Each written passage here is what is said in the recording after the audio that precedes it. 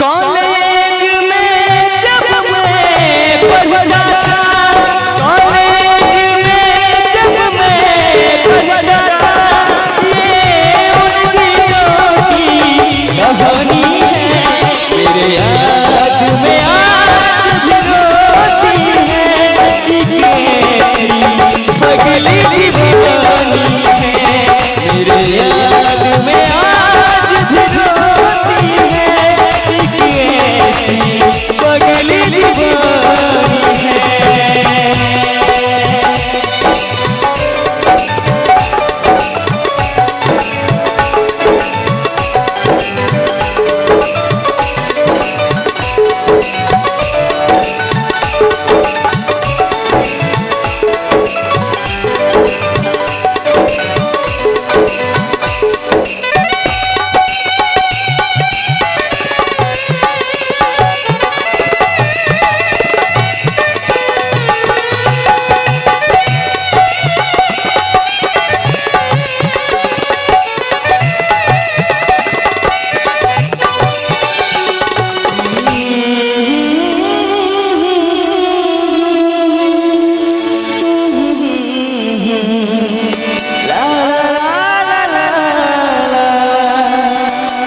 ताली नहीं बजे यहाँ से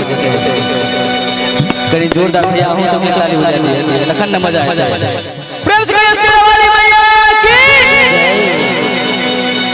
बेपनाह मोहब्बत करती थी बदनामी से वो डरती थी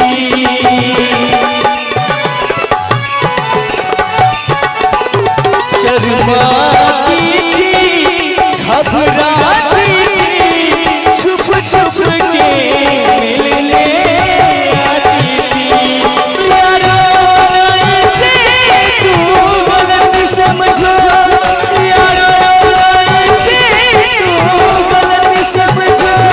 मेरे मौजों की वो रवानी है मेरे याद में आज भी रोती है पगली दीवानी है मेरे याद में आज भी रोती है कैसी पगली दीवानी है।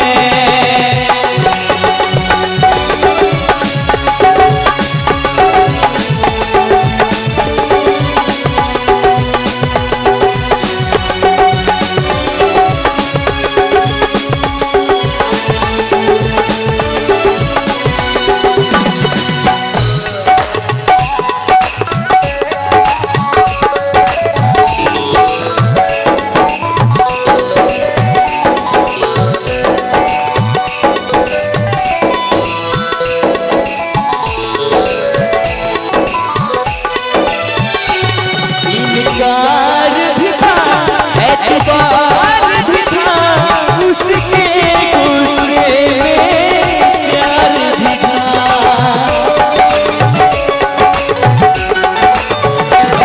मैंने सोचा न था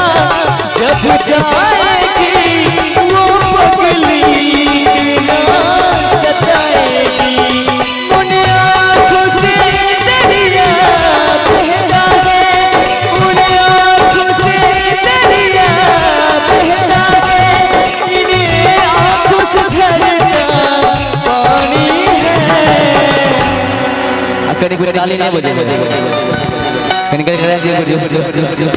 मेरे याद